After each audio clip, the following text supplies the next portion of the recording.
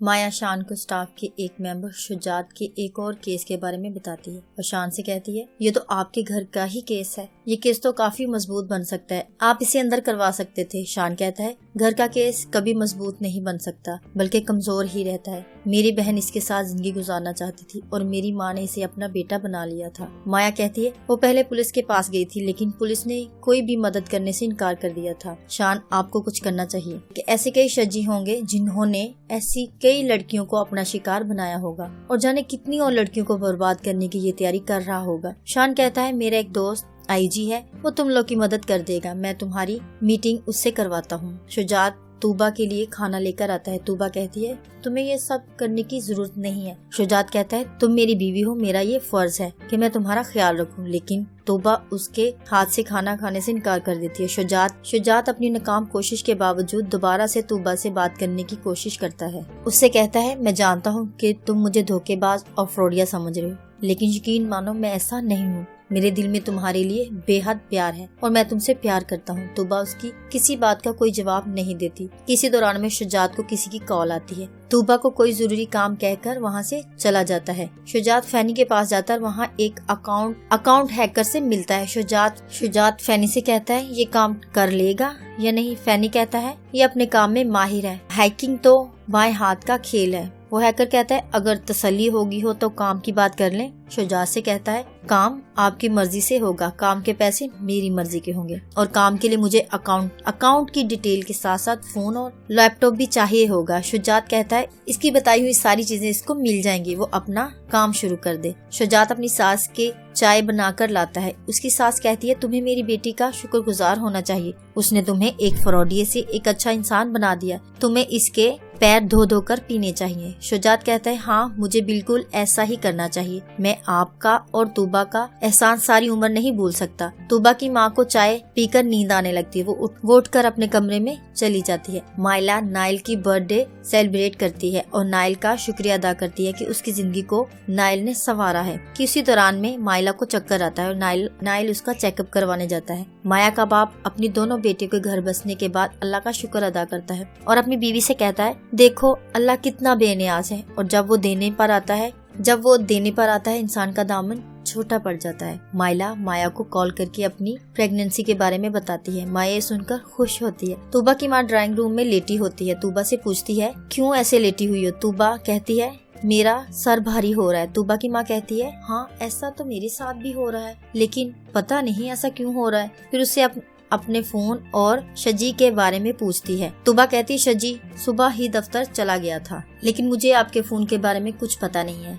कुलसूम बेगम office जाती है, जहां मैनेजर बताता है कि शबीर कंपनी के मैनेजर की कॉल आई थी, उनको दिया गया था, चेक बाउंस हो गया। कुलसूम बेगम बैंक में कॉल करके अपने अकाउंट की डिटेल पूछती है। वो उसे बताते हैं कि उसके अकाउंट में कोई पैसा नहीं है। ये सुनकर उसको दिल का दौरा पड़ जाता है। शान को तूबा की कॉल आती है, जिससे वो माया के कहने पर उठाता है। तूबा उसे बताती है कि माँ को हार्ट अटैक हुआ है और आपको याद कर रही है। माया उसे कहती है, शान आपको जाना चाहिए। शान की माँ शान से माफी मांगती है। उसे कहती है कि मैं अपने गुनाहों की माफी मांगती हूँ, मैंने तुम्हें धोखा दिया, लूटा कंगाल किया, जो मैंने तुम्हारे साथ किया वही अब मेरे साथ हो रहा है। आज एहसास हुआ जब अपने धोखा देते हैं तो कैसा लगता है। मैंने माँ होकर तुम्हारे साथ ये सब किया और जिसके साथ मिलकर ये सब किया वो सब कुछ लूट कर जाने कहाँ चला गया। फैनी शजी को कॉल करके उसे अगले शिकार का बताता है। शजी से कहता है कि मैंने एक लड़की ढूंढी है, बहुत अमीर है, अपनी दादी के साथ रहती है, बहुत मालदार असामी है, इतना पैसा है कि इसके पास के दोनों हाथ भी खाएं तब भी खत्म नहीं होगा। शजी उनके घर जाने को तैयार हो जाता है। शान अपनी माँ को ख्याल रखने को कहता है। तूबा उसका शुक्रिया अदा करती है। शान कहता है, मैं फर्ज अदा कर रहा हूँ। तूबा कहती है, आप बहुत अच्छे भाई हैं, मैंने बहुत झूठ बोले और मैं प्रेग्नेंट नहीं हूँ। हमने प्लान बनाया था कि हम आपको इमोशनली ब्लैकमेल करेंगे, आप मुझे माफ कर दें। शान उसे कोई जवाब नहीं देता। शान जाने लगता है। उसकी माँ, तुम कहाँ जा रहे हो? शान कहता है, अपने घर और जिंदगी गुजारने के लिए बड़े घर और पैसों की जरूरत नहीं होती और ये एहसास मुझे माया के घर जाकर हुआ। छोटा सा घर है लेकिन उस घर के हर फर्द का दिल बहुत बड़ा है। उन्होंने मुझे अपनाया, अपना बेटा बनाया और अब मैं उन्हीं के पास रहूंगा। दोनों ये सुनकर दुखी होती हैं। माया शान को समझाती है उसे अपने माँ के साथ रहना चाहिए। शान कहता है, मेरे लिए ये सब इतना आसान नहीं है माँ, तो मैंने उन्हें समझा था, लेकिन उन्होंने मुझे कभी अपना बेटा समझा ही नहीं। मुझे सिर्फ एक ATM कार्ड समझा। उन्होंने मेरा भरोसा तोड़ा है और माया को इस बारे में बात करने से मना करता है। माया उससे पूछती है तुम्हारा दोस्त कब आएगा?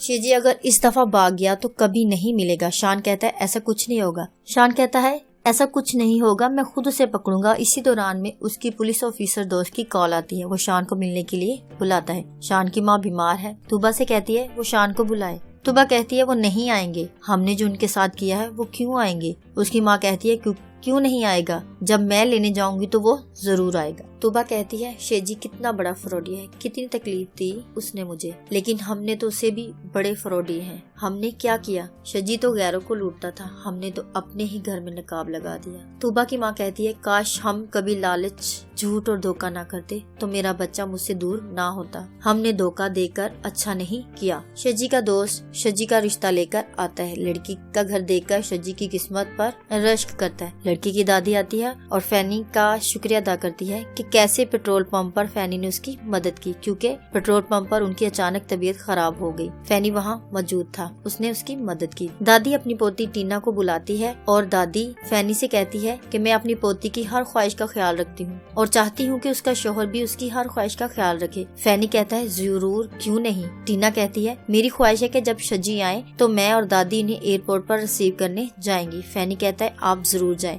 शान की माँ माया के घर शान को लेने आती है, लेकिन शान कहता है कि मैं नहीं आऊंगा क्योंकि उन लोगों ने मुझे अपने बेटे जैसा समझा और अपने घर में रखा। जब मेरे पास कुछ नहीं था उन्होंने अपने घर में मुझे जगह दी। अब मैं ऐसे में मैं उनको कैसे छोड़कर जा सकता हूँ? माया का बाप कहता है शान तुम्हें हमारी फिक्र नहीं करनी चाहिए, हम दोनों मियाँ बीवी एक दूसरे का ख्याल रखेंगे। माया की माँ कहती है नाइल भी जिद कर रहा है, माइला को हमारी जरूरत है, तुम हमारी वजह से अपनी माँ को ना छोड़ो।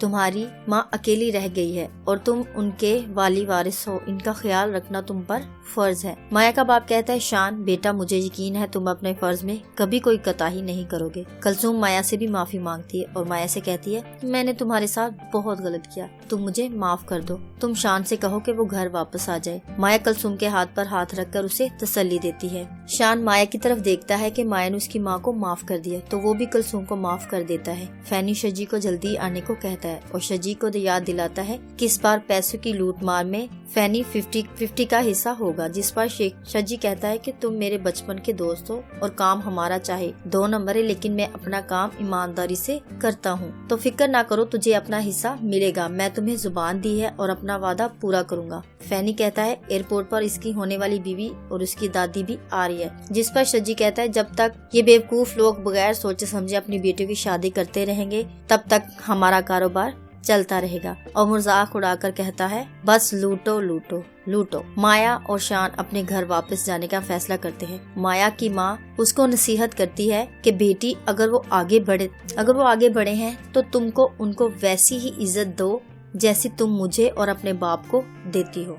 माया कहती है मैं उन्हें सिर्फ माँ नहीं कहती बल्कि माँ समझती हूँ, आपकी तरबियत भी ऐसी नहीं कि मैं कुचलता हूँ। माया की माँ कहती है बेटा घर जताने से नहीं बसते बल्कि बातों को भुलाकर आगे बढ़ने से बसते हैं। मुझे तुम्हें समझाने की जरूरत नहीं है क्योंकि मैं जानती हूँ कि मेरी बेटी बहुत समझदार है। ये बात सुनकर शान कहता है कि मैं जानता हूँ कि माया बहुत समझदार और माया की समझदारी की वजह से ही मैं अपने पाँव पर दोबारा खड़ा हो पाया हूँ। माया और शान घर वापस आ जाते हैं। कुलसूम शान के पास आती है और माया को बिजनेस और जायदाद के सारे कागजात वापस दे देती है। माया कहती है कि आप ये सब करने की जरूरत नहीं है। कुलसूम कहती है अगर तुम दोनों ने बिजनेस और जायदाद के कागजात वापस ना लिए तो मैं समझूंगी कि तुम लोगों ने मुझे माफ नहीं किया। शान कहता है अब ऐसा क्यों कह रही हैं? जो हुआ आप वो सब भूल जाएं। कुलसूम कहती है मैं कोशिश कर रही हूँ भूलने की। नाइल प्रेगनेंसी में माइला का बहुत ख्याल रखता है। नाइल के घर माइला के वालिदैन आते हैं। नाइला को देखकर वो बहुत खुश होती हैं। माइला अपने माँ बाप से कहती है अब वो लोग इसके साथ ही रहेंगे।